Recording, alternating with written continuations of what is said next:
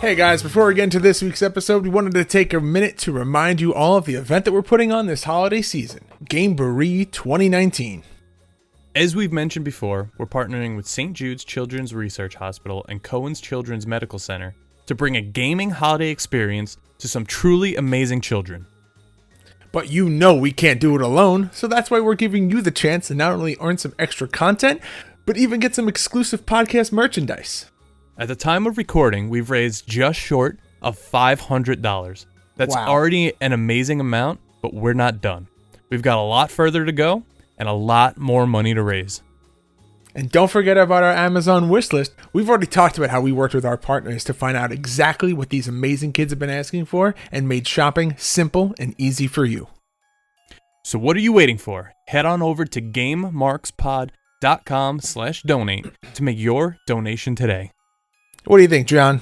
Gameboree 2019? Play it forever? Ooh, yeah! Hello, wrestling fans!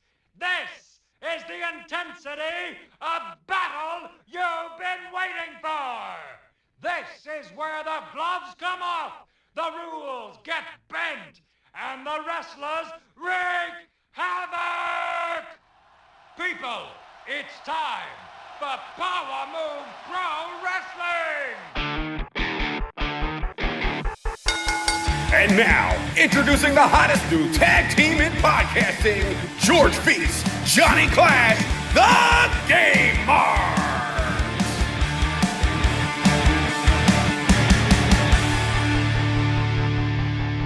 Welcome to episode number 15 of the Game Marks podcast. My name is George Feast, and I, as always, am here with my tag team partner, independent wrestler Johnny Clash. All right. What's up, man? How are you? I'm super. How are you? I'm doing well, man. Doing well.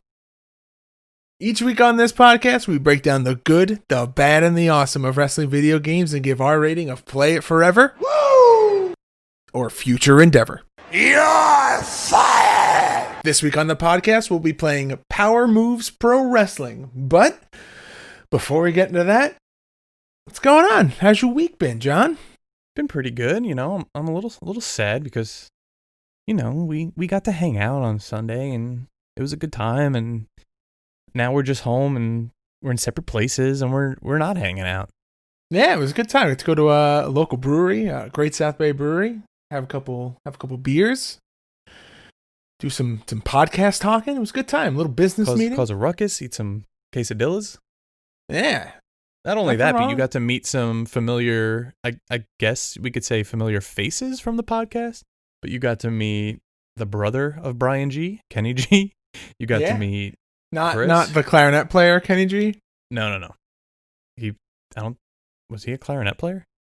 Kenny G is a clarinet player. It's like the guy that does like the Christmas songs. I don't think it was clarinets. Is it oboe? I thought it was clarinets. Pretty sure he played. Wait, does he? I thought he was like a saxophone guy. He's a Kenny saxophone G- player. Kenny G instrument. Sorry, a soprano saxophone. Yeah, it looks like a fucking oboe or a bassoon. It looks like an oboe. It's fucking close enough, man. All right. Anyway, you met my friend Chris, who is the guy who murdered me in Warzone growing up. Yeah. There's a solid group of people there, and they all kept coming up to you and being like, "Oh, is this George from the podcast?" And I was like, "Ooh." You felt the little tingles and jingles? I was like, "Wow, look at this. Clash talks about us and, spreads the good word about the podcast. People know who I am. This is kind of neat." They listen. They all listen. That's awesome. Your friends are way better than my friends. I don't know. I wouldn't say that, but hopefully we do it again sometime. I think like 3 of my friends listen to this podcast. But they don't tell me, and I think one of them is a mutual friend. So, speaking of Warzone. So speaking of listening to the podcast. Speaking of Warzone, we had a bit of an angry customer, so to say. On one of our Apple reviews. You know what? Let's just get this over with. Take us through what this jabroni said. And I'm not even going to read what he said, but for more or less, he said, we don't know what we're talking about because we didn't know about the 2-year development of Warzone or the color of the ropes. Listen, buddy, if you're listening, you're probably not. You probably wrote us off a while ago. He might. We He are- could still be a mark that's like just into it. We never said we were following the past of the game. We're following the now. We're following the nostalgia. We're going back and playing the games we played as kids. We're giving you facts as we see them now. We're not going to go research the development of the game in its entirety because, quite frankly, nobody cares. I mean, here's the thing. We appreciate and we understand the value that goes into game development, but when it comes to a game that's 20 plus years old, no one really is going to care because very rarely are people going back to play the first generation of a game. Now, if we're talking about Attitude, that's a game that still has some legs behind it. People still play it. People still talk about it.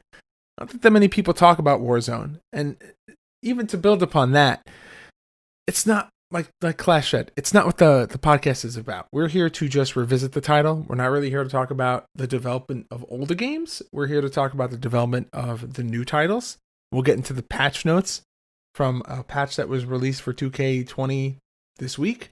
But when it comes to development, it's more, I don't know. I feel like that's not what we're setting out to be here. Anyway, like we said, we don't, whatever. You know, whatever. Everyone's entitled to their opinion.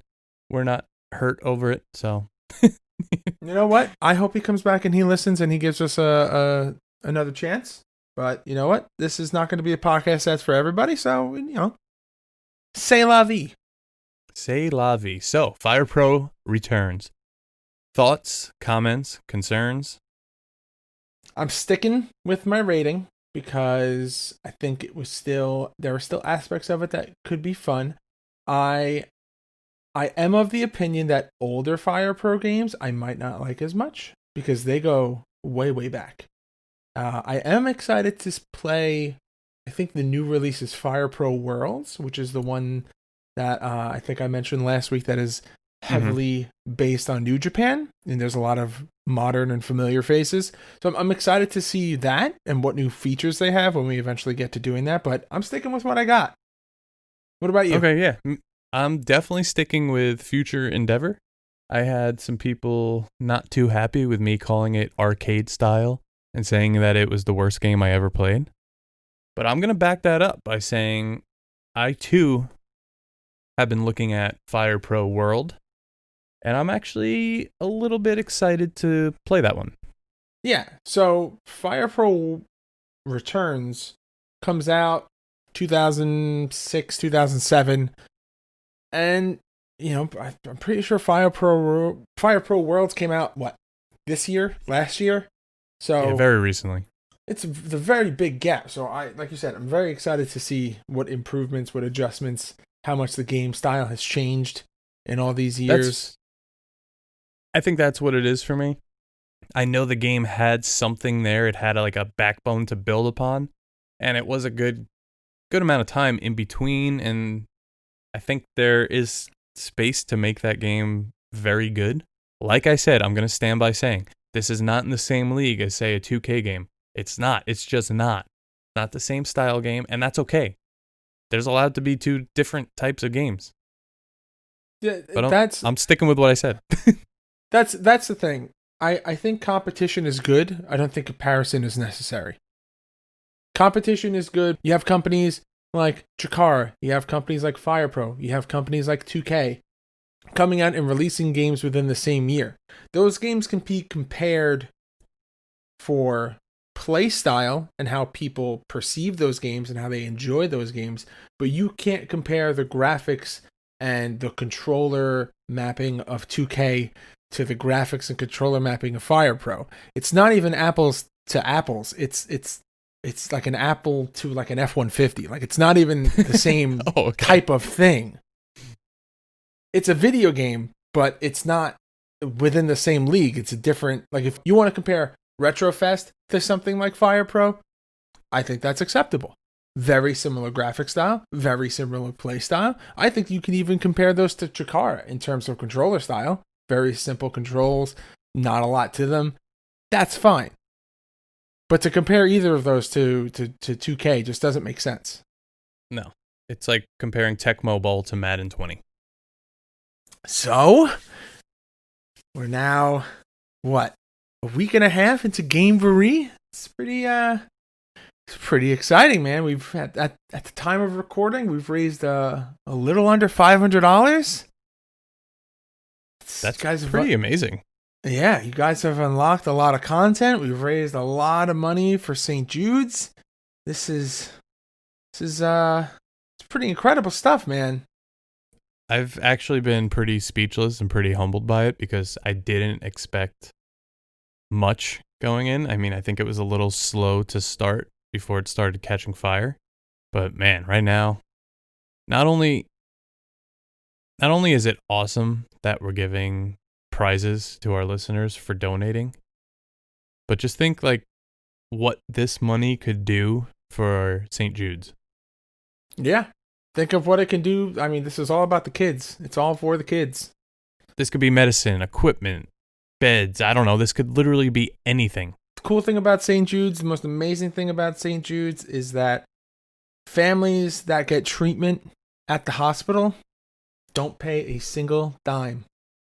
And that's why we like to, it's not just us. There's hundreds of thousands of people and organizations that raise money for St. Jude's for this reason. It's to help those kids who are going through really horrible times, those families who, if they had to pay for this out of pocket, would be paying hundreds of thousands of dollars just to have a better quality of life for their kids. So while we are sitting here and we're talking about video games, if we could do something to help, alleviate some of that stress and help make the holidays a little bit better for everybody, why wouldn't we? This is, it's not a big platform, but it's a platform. And if we can do some good, let's do it. And so far, we've done some good. So from us, thank you.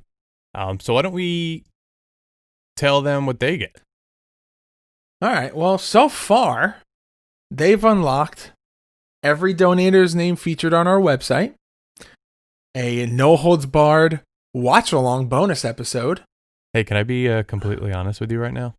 Yeah. I've never seen No Holds Barred. Oh, this will be a first for both of us because I've never seen it either. Okay, yeah. Great. Usually people are like, you've never seen No Holds Barred? It's like, no, I haven't. I never cared to, but oh, yeah. So you guys have also unlocked 4 pairs of galvanized grips being given away. You've unlocked 4 Game Marks podcast swag merchandise giveaway. Oh, and what I prepared for this, you don't even know what it is yet, but it's going to hopefully drop to the public. I want to say this week, so I'm not going to give anything away. Ooh, I'm excited. I can't wait. Yeah. So there's it's going to be good. We like to keep some mystery to the podcast, so there's some things that I have that Clash doesn't know about, and there's some things that he has that I don't know about, just so that like all the reactions are natural. So we try to keep a little bit of the curtain still there. So, but we've also, going back to the list, we've also unlocked a watch long of a little movie called Ready to Rumble. Yes, I cannot wait. If you told me you haven't seen this one, I would almost not believe you because this is like the WCW I could say I haven't movie. seen it under 200 times. Okay. Well, we're gonna get it. You're gonna get you to 200 times. So I'm assuming you're close. Great. Probably. So we've also unlocked the ability to have one lucky donator actually be a guest star on an episode of the podcast. So they'll get to do the intro to the podcast, and they'll even get a little interview where we just interview them the same way that we did Chris Statlander, where we hang out, we sit down, we talk, ask them about their favorite video games, and just find out. It's like a little voice of the customer kind of thing. Get to know one of our listeners better. And speaking of Chris Statlander, so far the last thing that you guys have unlocked is what is that thing called? Oh yeah, it's a signed copy of that game that she worked on. Maybe you guys have heard of it. It's called WWE 2K20. Yeah, so you'll get a signed copy of 2K20 by Chris Statlander. And we'll make sure she signs the card, not on the case. Oh, don't worry. Oh, that's very good. Listen, I've And- signed things. I don't know why. I don't know why anyone wants anything with me, but I've signed things and I've made mistakes. So Hey, you know what? Let's we'll get a couple of Johnny Clash 8x10s. We'll send them out. I got plenty. Whoever wants them. But you know what? We are so close to $500. And you know what, Clash? I want you to let them know what they get when we hit $500. At $500, which I think right now we're only about $36 away. Yeah. It is an odd number, but that's because you can donate literally $1 or $2, $5, $10. You could donate whatever, but $500, you will unlock a 6-hour live stream. So me and George are going to get together. We're going to stream some games for 6 straight hours. Hopefully we have DoorDash on the go, ready to go. Okay, Bring we us get some some- Taco Bell. Yeah, bring us some Taco Bell. I have an idea for this. This is obviously going to happen after the Gameboree is over, so we know what we unlocked, because there's also a 12-hour stream option where we're dressed Yes. as wrestlers. And I think we should keep it going. I think during these streams, we should put a donate button up in them. So the longer we read go, my mind. we should read just my mind. keep donating to St. Jude's. Absolutely. So we Or have Cohen. a 6. Either one. Like we've said before, none of the money being raised here goes to me or John. It all goes to either St. Jude's or Cohen's Children's Medical Center. That's it. So let's keep making a difference. You guys are thank you. Thank you. All right, and with that, what do you say we get into some gaming news, John?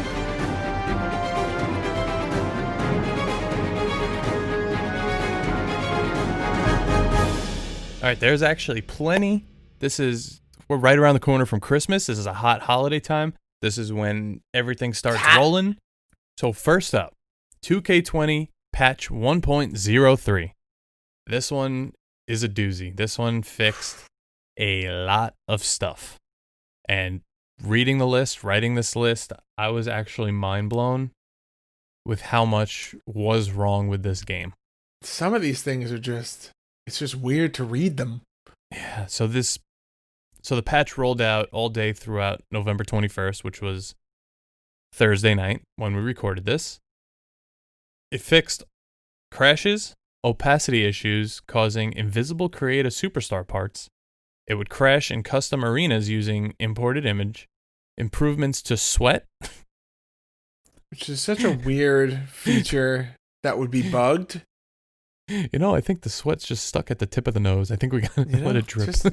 It's just a lot of beads up there on that forehead that aren't not Oh going my down though. God.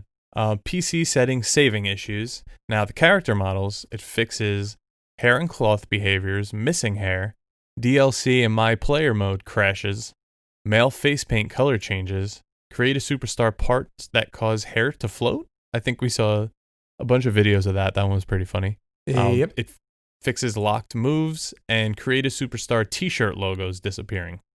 Yeah, that was the other major thing that I've heard, because this is one of those games that has like all the other 2K games, has a massive Create a Superstar fan base. And it just seemed like every time someone would try to import a logo, it would either crash the game or you would lose your My Career mode superstar or like your That is so progress. frustrating. Like it's insane. So speaking of universe mode, they fixed the crashes when selecting a save slot. I think that is the kill shot right there. I would throw the game and break it in half if it crashed while I was saving the game. Yeah. Importing roster when creating a new save. The crashes that occur when loading into a match for the first time with community creations. There are concerns with 6-man tag matches. You know, I'm concerned with them too. There's too many of them. Crashes when simulating to WrestleMania in universe mode, which I understand why people would sim to WrestleMania. Yeah, get a move on with things. get to the next year. Gameplay: striking, aiming, and dash strikes. A soft lock in the pin minigame after performing certain moves. So after that, my dreaded pin minigame that I can beat you in. Yeah, you're horrible at. Online, they fixed the crashes in Road to Glory when using a DLC Create a Superstar. A crash that may occur when downloading superstars with custom image, which is probably 90% of them. Yeah, see, there's Community that custom image thing again. Community images failing to load in custom arenas and show logos. That's. So I mean, this is a lot that they had to fix, and who knows if it's even all 100% fixed. but you know what? Silver lining. At least they are making They're on top of strides within the first month of the game being out, or the first 2 months of the game being out. You Yeah, know? I think we're over a month at this point. Yeah, but you know what? Hey, we're gonna have a long time with 2K20. It may have only been out. It may only be out for a little over a month, but we've got another 11 months until the next game comes out. So, Yay. speaking of weird bugs and weird glitches, the new Pokemon game was released, and How do you not like gonna it? spend- visually, it's great. There's one thing that really annoys me about it, and it's one of those things that you have to like Google it to hear it if you don't have the game. The soundtrack is really weird. Like it's Okay. almost like if you took MIDI versions of like 80s power rock Oh, and no. like hair metal, which like the music itself sounds like it would be great, but it's just like so one-dimensional and like MIDI sounding. But it's like it's a Switch, it's a major console. But other than Yeah. that's like the one thing that annoys me. But other than that, the game is great. Graphically, it's stunning. There's a lot more effects in terms of like environment. The map is huge. So far, we're only like a couple hours in, but it's great. But there is a massive, massive glitch. And I know that this is not relevant to the podcast that we do, but for anyone out there that has this game, this could save you some time. Make sure that you turn off the autosave feature, because there is a massive glitch where if you save content to an SD card, the autosave feature could wipe your SD card, and you can lose all of the save data That and all of sounds the horrible. content on there. Yeah, it's something that they've already made note that they are aware of, and it will be patched out within the next couple of weeks. But just in case, it's I guess it's one of those things where it hasn't happened enough that it's an emergency. That sounds pretty bad to me. Anything that Yeah. involves like a save slot or saving the game. Yeah. Oh, I will But never you know what? forget. I don't know how long playing Pokemon Blue when it first came out on the Game Boy. I got to the end, I beat the Elite Four. I got sent back to Pallet Town. I was like, I'm gonna catch them all. And my game froze. I reset. My game was gone. So from there on out, the game didn't save. I could not save the game. So your whole cartridge bugged. Yeah. So the good news, when I stole my sister's Red and started playing that one, I was able to at least trade over the Pokemon I didn't have. So the starter Pokemon, I would have So all you of got them. a Blastoise over there. I had a Blastoise, had the Charizard, had the Venusaur. I had everything.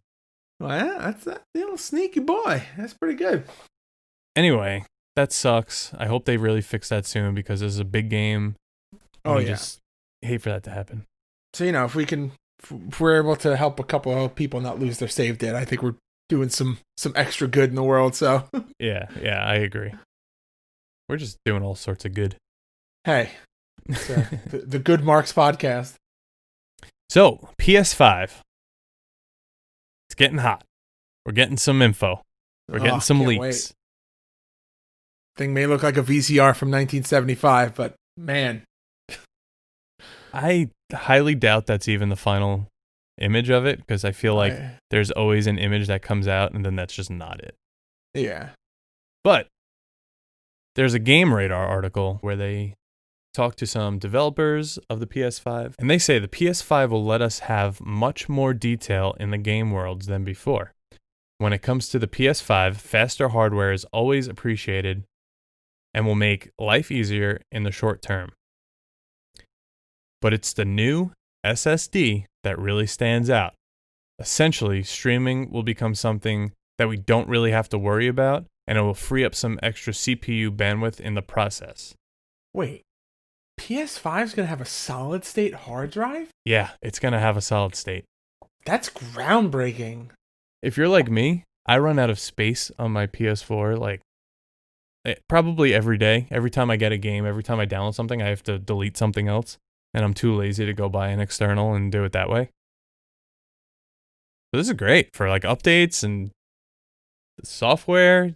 Yeah. I remember when the PS4 came out, it was like one of the first things that the guy at my local GameStop told me to do. He was just like, these PS4 take laptop hard drives, so you go and, before you really start playing, if you want to go out and buy yourself a laptop solid state drive, you'll save yourself a lot of headache and load time. And I was like, oh, it's a good idea. I should consider doing that. And then, of course, now I just talking never about the did. PS5, and I never did it. So we also saw from Bleacher Report the controller patent. Did you see this? I did. So, it looks similar to the PS4 controller. It just looks a little thicker. A little thicker, a little plumper. Looks a little girthy. Yeah, a little rounder, I guess. I'm worried because I'm getting some Xbox vibes from it. A little bit, but like it's just like that meatiness of the controller. But if you look from the overhead, it looks like that. But if you look at the like side view, like from underneath, it still looks like it's comfortable like a PS controller. So I'm okay with that. Still looks like the same shape as a PS4 controller. It looks almost like, remember how like the PS1 controller had like those the parts that like sit in your palm, they were stubbier. Yes. And then they got like a little longer on PS2, and then they stayed the same on PS3, and then they kind of like flattened down on the PS4. This almost looks like it's going back to that initial PS1 design where it's like a little bit of a shorter, stubbier part that sits in your grip. Yeah, if that makes sense from these pictures. We'll post these pictures up on our Instagram so you guys can see what we're talking about. But it's, I don't know. I'm optimistic. It doesn't look bad by any means.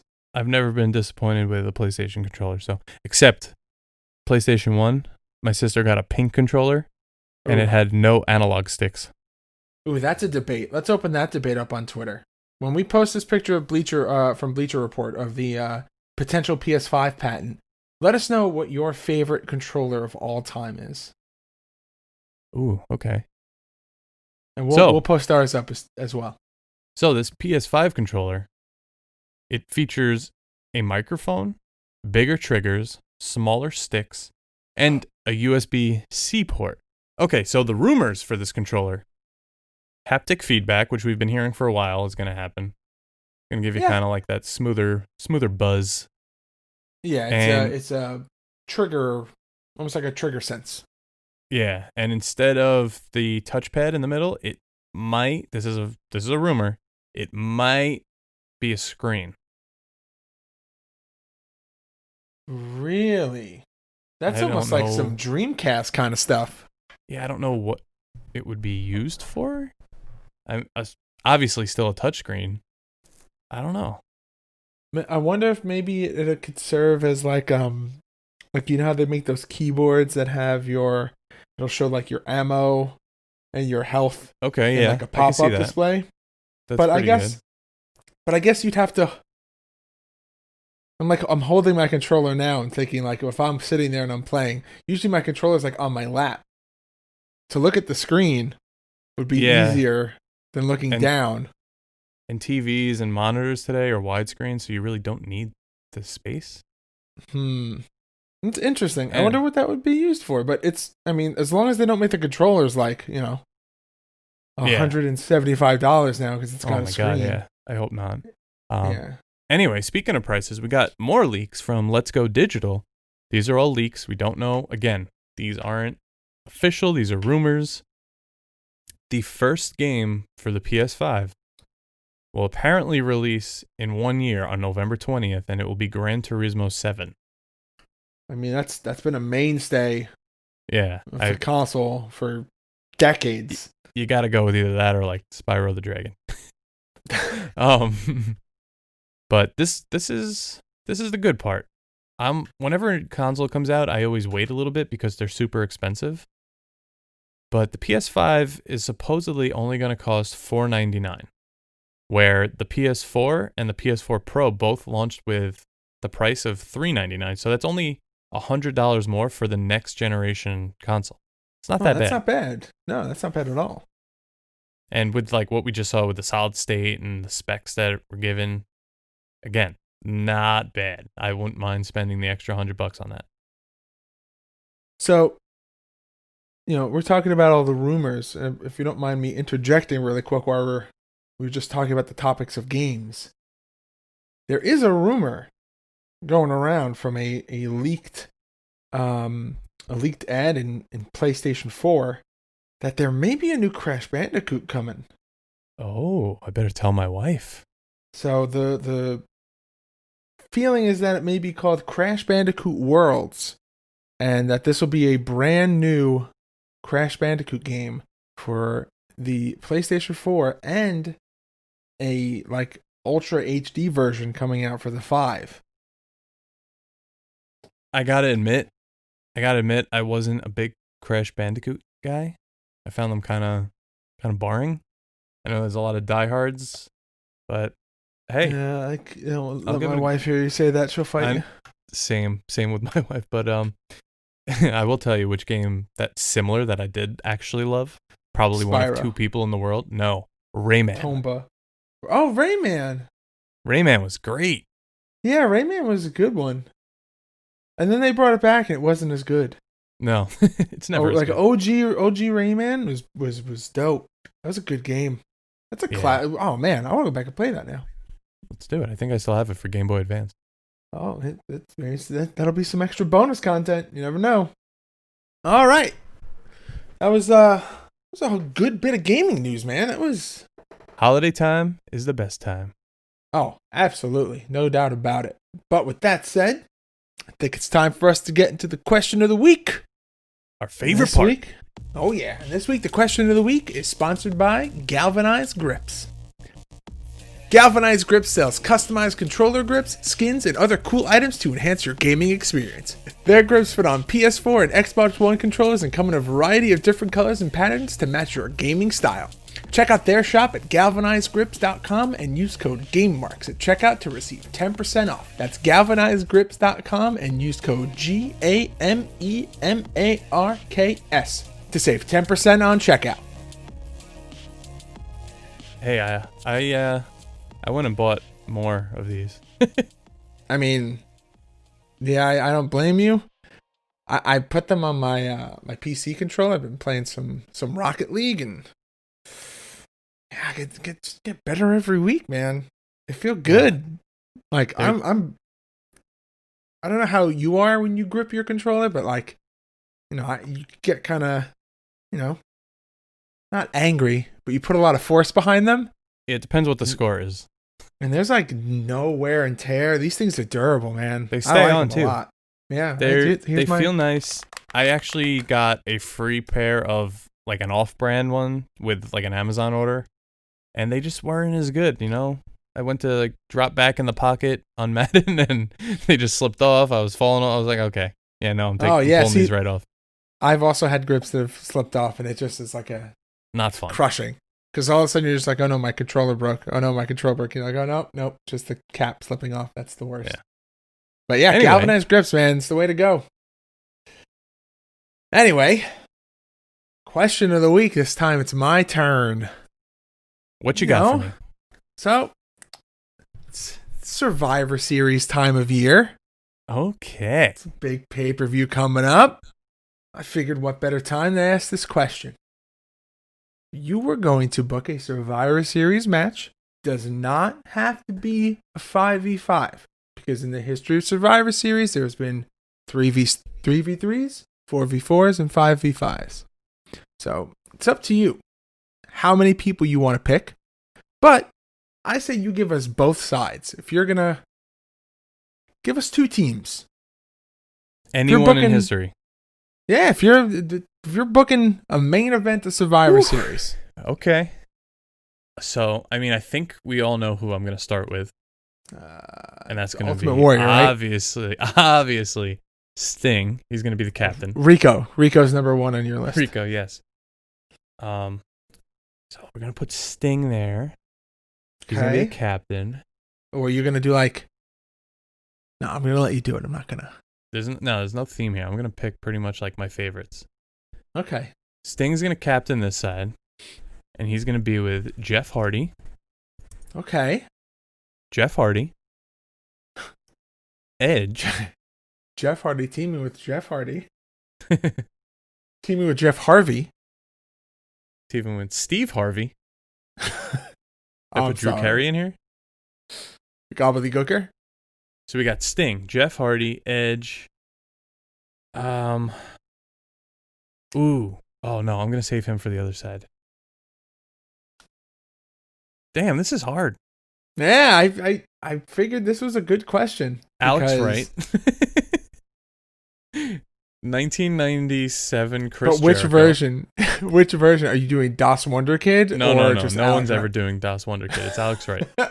All right, so that's one side. We got Sting, Jeff Hardy, Edge, Alex Wright, and 97 Chris Jericho. Specifically. Is that Lionheart Jericho? Yes, specifically. Versus the team of AJ Styles, Booker T,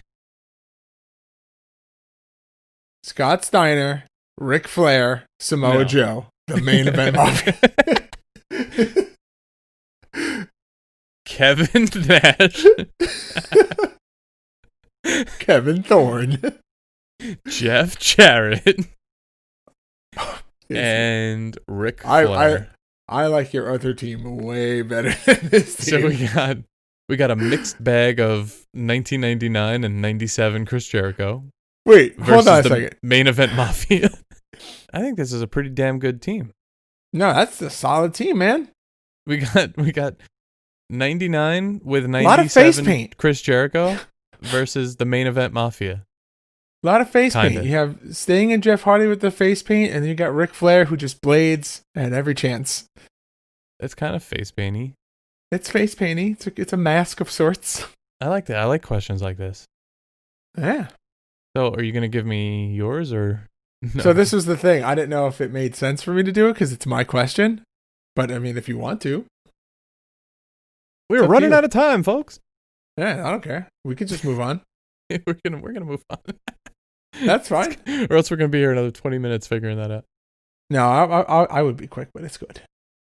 All right, so give me yours. Man, I am just very WWF centric here. Mm-hmm. Yeah, whatever. I'm gonna add it to our kid. All right. So my team, really quick. Team 1 would be Stone Cold, Shawn Michaels, The Fiend, Oh, Macho Man, and Cactus Jack. okay. And the second team would be we'll do Bret Hart, The Undertaker, John Cena, Hulk Hogan, and Triple H. Okay, just kind of a mixed bag of WWE. Yeah, I mean, It's all I right. was I a get it. WWE You put a lot of WWE thought kid into at it. heart. Whatever. wasn't a ton of wasn't huge into WCW as a kid. I appreciate it way more now, but right off the top, I immediately just go to WWE. Okay, whatever you say, George. Wow. All right then.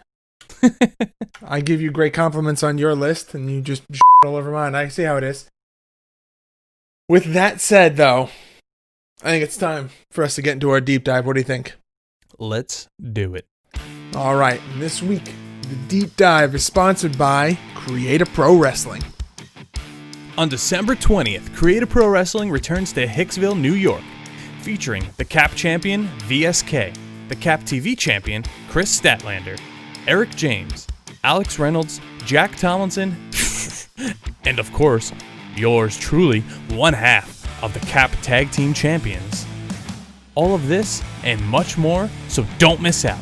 Tickets are flying fast, so head over to createaprowrestling.com and get yours today. So who do you go against again that Santa sleigh? It is going to be me and Mike Anthony using the Freebird rule since Liam Davis is not available to take on the Shook Crew.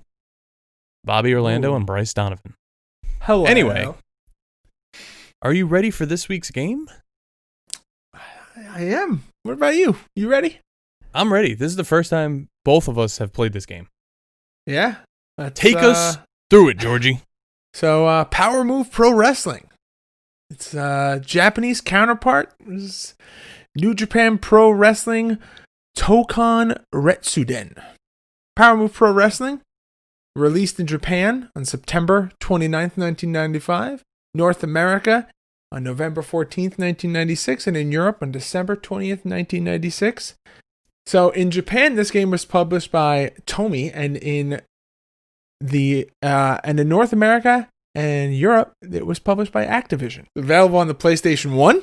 So originally, the Japanese version of this game was a New Japan Pro Wrestling license game, but due to the popularity of the promotion outside the country, an original roster of wrestlers was created specifically for Power Move Pro Wrestling, but, still retained some of the assets of the New Japan wrestlers. Not a massive roster in this game. 13 fighters. You want me to take the reins on this one and read it this week, John? Yeah, you know what? I think maybe you should pick up the heavy load this week. All right, so here we go. You have the Judge. That's DA apostrophe Judge.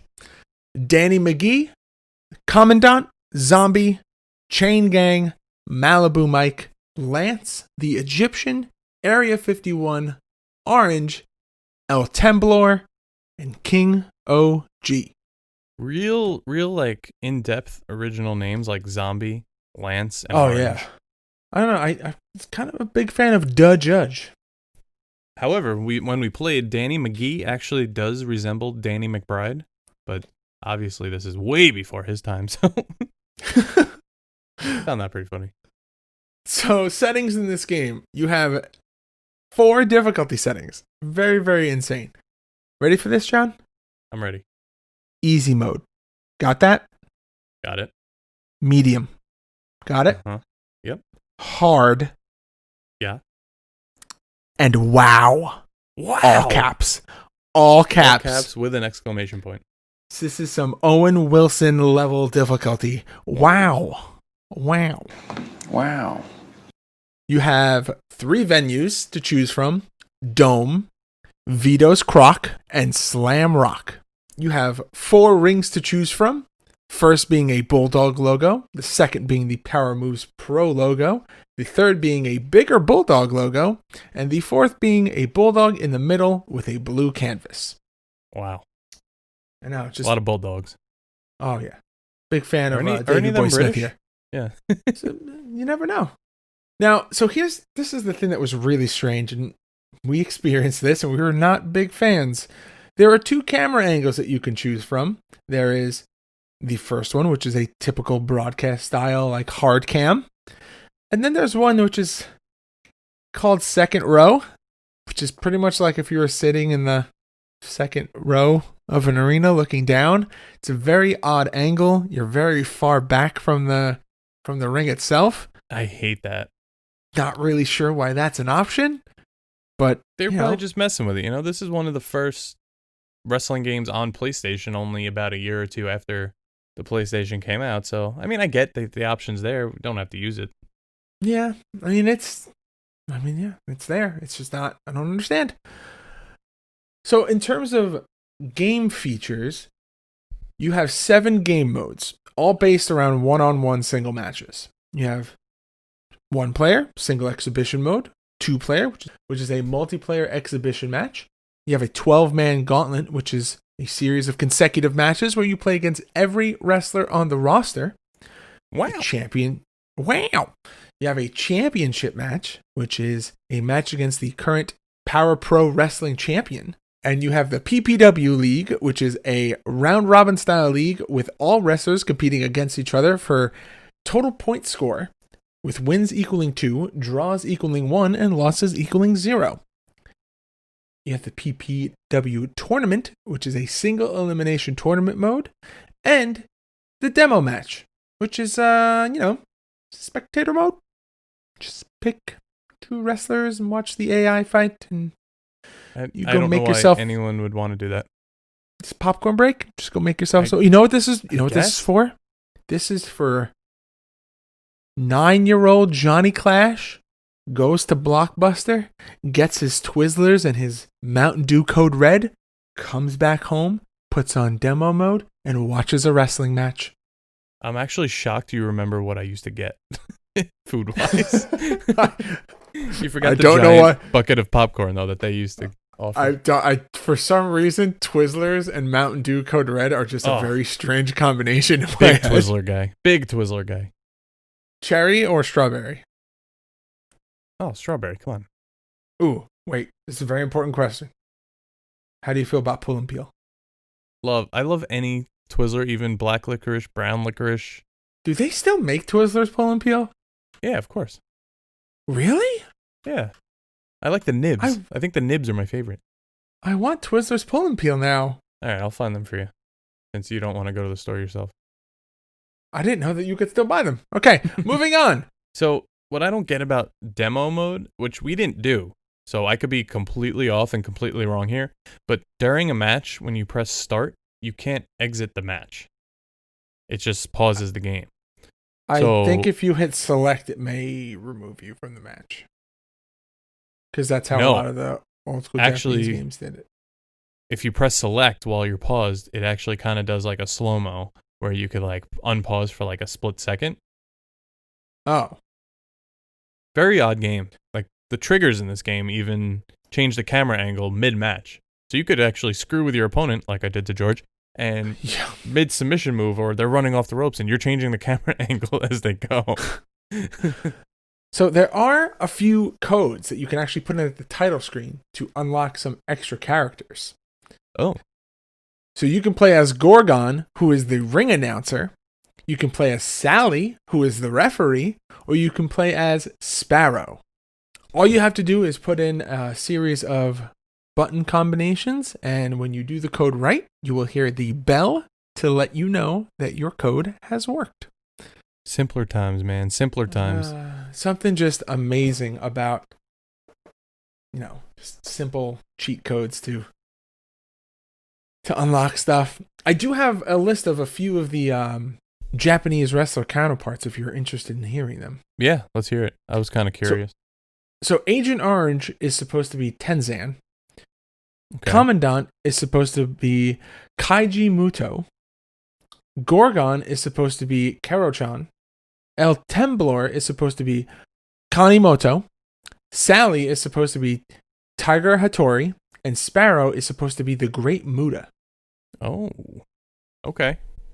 So yeah, that's always that's all I'm able to find in terms of equivalent. So I thought it was cool how the matches started. There were no entrances, but the ring announcer was in the ring, and he did kind of like the title match ring announcement, where the guys are in the ring and you point to one, then you point to the other. They do a little taunt. Thought that was cool, and the ring announcer bows before. It's a weird little immersive thing that they do to really make you feel like you're at a wrestling match. It's not something that really happened in games like that back in the day. It's a nice little not touch. at all. Yeah, I liked it. I almost didn't. Honestly, I didn't even really notice that there weren't entrances until you just pointed that out. Yeah, no entrances. I Right was to the ring. so just enamored with this little presentation that was happening at the beginning of the match that hadn't even crossed my mind. I think the presentation kind of just makes up for the lack of entrances, because you get something. It's not just straight to the match, bell rings, done. Yeah. So, why don't we get into some reception of this game? All right, take us through it. Next Generation, our favorite, says if there was a game that screamed for the WWF license and a US release, this is the one. That's in reference to the New Japan port. And now they also said, overall, the impact is somewhat less than we'd hoped for from a US port, but Power Move Wrestling is still a solid game and an enjoyable distraction. So they reviewed both the US and the Japanese versions. All right, I wonder if there's major substantial differences. I can't Yeah, imagine I if there think- would be. We have to check that one out and do another review. Yeah, I think that's a separate entry. So the reviews. Your favorite part. Oh yes. GameSpot, 6.6 out of 10. Glitchwave, 3.3 out of 5 stars. Game FAQ. Come on, Game Facts. Game FAQ. This is a user rating, so this is all of the community putting their stars in one basket and giving it a 3.52 out of 5. What? And now Next Generation, like we said, the Japanese port, 4 out of 5, and the US version, 3 out of 5. Now, did I ever tell you about why the reviews and the ratings are my favorite part of the show, or one of my favorite parts of the show? Why is that? Because it leads into the most important part of the show. Our ratings. Dun dun dun. So, you know what I want for this one? Can you give me some People's Court background music right now, really low in the background? So I ask to you, Johnny Clash, Power Move Pro Wrestling, are you going to play it forever or future endeavor? Oh, man. This is a tough one. I don't know. Ooh, this is good. He doesn't know. This is one of those moments where I wish we had an in-between. So let's do this. Let's talk about it first. Yeah, You don't have to give your rating right away. Like let's break this down. What did you think of it out. Let me talk it out. Yeah, talk it out. All right. Now talk it out. Talk it out. The graphics sucked. Plain and The simple. crowd. Did you see that crowd? I saw the crowd. You know I always go after the crowd. That crowd was so bad. I feel like the Super Nintendo crowds were better than What? that. I would say it wasn't the worst because it wasn't a ramp, but The it wasn't that character- great. The character models, I feel like they tried to just 3D them and make them look cool. They weren't terrible. They were very, how should I say, they were very World Tour-y, where like the body parts aren't connected and their joints are in odd spots and they move weird. They did It's move just very weird similar to joints the and AKI game. circular sections. Yeah. Very smooth and I don't know. Textures are odd. But the game itself, like we had fun playing it, as you could see on our YouTube page. But I don't know if I'd play it again. There was just something missing. I don't know if it was moves, combos. So before you give your rating, let me also join this discussion. So I agree with a lot of what you said. Graphics not great, not the worst, but they definitely could have been improved. But also taking into consideration that this is, like you said earlier, one of the earlier titles released within the first year or so of the console. It wasn't terrible. I like the little features of the ring announcement and the bows in the beginning. There. You know what? I think talking this out just helped me hit my rating here.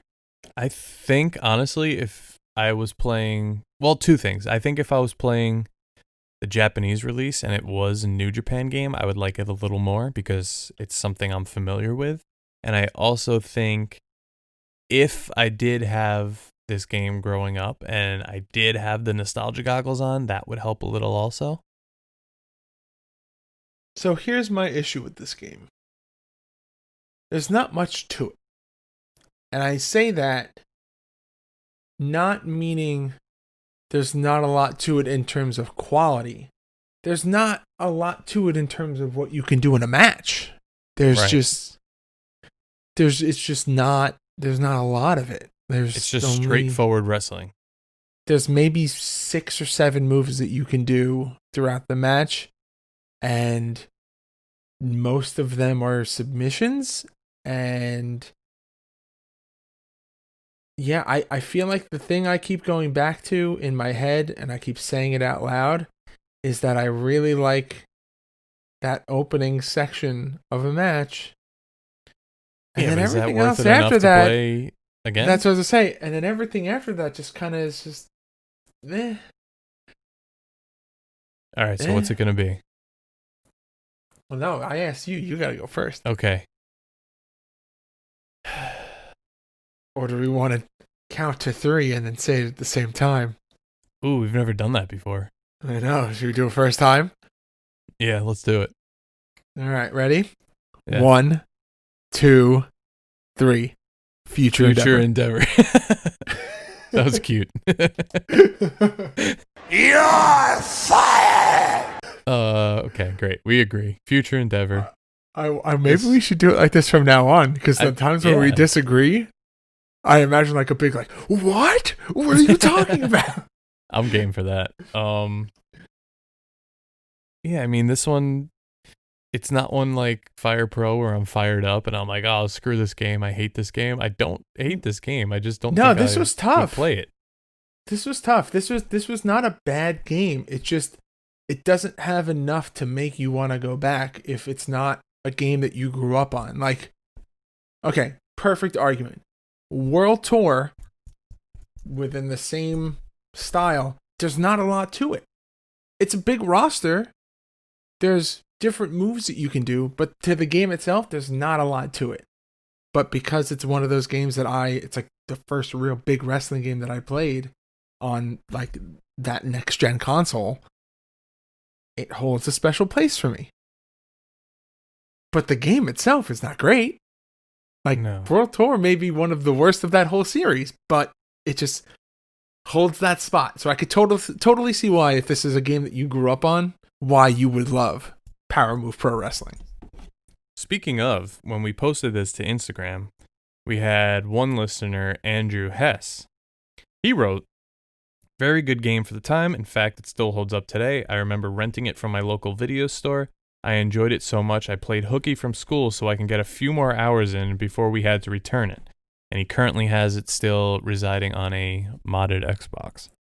Yeah, see, I feel like this is one of those games where whatever this may very well be maybe not the first game that he played, but definitely one of the earlier ones that stuck with him. And I feel like this is one of those, for a lot of people, it just wasn't mine, and I don't think it was yours either. So that's why we may be seeing this through a different lens. All right. I mean, I would like to see them have developed this more, but this is the one and only. This is the one and only. And you know what? I have an idea. I think we need to make a new list. Maybe we make a second list of games that we're on the fence with, and we go back and we visit them. Maybe we do that for our 1 year episode. We just go back and we do a match in every game that we have that sits in that in between realm. All right, you're feeling ambitious. I see. Yeah. You know, if you want maybe Danny that's how McGee we close to meet out Malibu Mike again, okay, fine. Maybe that's how we close out season 1 of the Game Marks podcast. Yeah, that would be cool. I do find it funny that the cover of this game says an extreme 3D wrestling game. But oof. It's not a whole lot extreme. For the time. I'll say, for the time. Yeah. You know what we didn't talk about? We mentioned them, but we didn't actually talk about it. The referee. Oh, the moonwalking referee? The teleporting referee? Every time you got near him, it was like a polar magnet, or just away from slip you. And slide. It's like his feet are covered in baby oil, and he's standing on a slip and slide. It was like that video of The Rock giving Bulldog the people's elbow, and he just slides in the shoes. Oh, yeah. There was that, but no people's elbow. It's just perpetual just ring sliding. If we can... Maybe we'll record a good video of the ref sliding all over the ring, and we'll post that online. That way you can experience it. All right. Gave it our rating. talked about the features, talked about the roster, talked about the reviews and the ratings. Now it's time for that beautiful beach music. Because here comes Clash at the Feast, baby.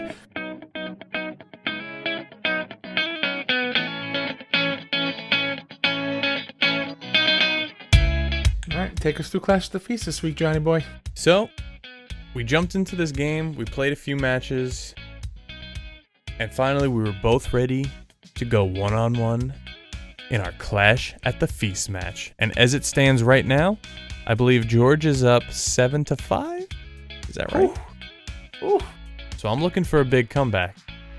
So I chose Malibu Mike, and George was the judge.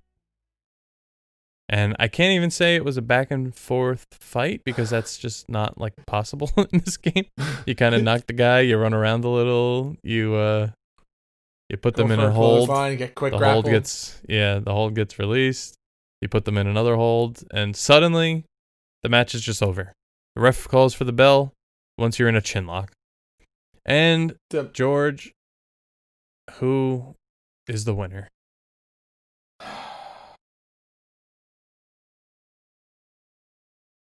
The judge. What music am I playing? Same music as always.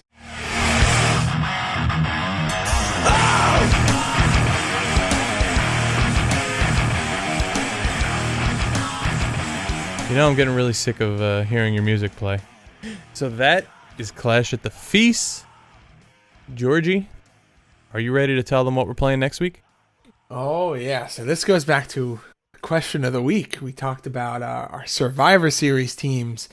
And what better way to follow up on that by playing the WWF Survivor Series game for the Game Boy Advanced. I gotta say, the Game Boy Advance wrestling games, criminally underrated. Never played a single one. Get ready. Let's see if they hold up. Yeah, I mean, graphically, doesn't look too bad. Can't wait to see quality-wise how this plays. Not sure if we're going to be able to get a Clash of the Feast in next week. Yeah, we'll see if we can find a way. We'll figure it out. All right, well, that's going to do it for us this week on the Game Marks Podcast. Don't forget to follow us on all social media platforms at Game Marks Pod. Please leave us a review and a rating on iTunes and subscribe to us wherever great podcasts can be found. And don't forget, when we hit 200 followers on our Twitter page, you guys are going to be getting a very, very special bonus episode featuring some very special guests. And don't forget, Gameboree is still going on. We want to raise as much money as we can for these great organizations and to help these amazing children this holiday season. So head on over to GameMarksPod.com/donate today. And as always, we like to end this podcast by asking Johnny Clash to say something stupid. Oh, I wasn't prepared for this.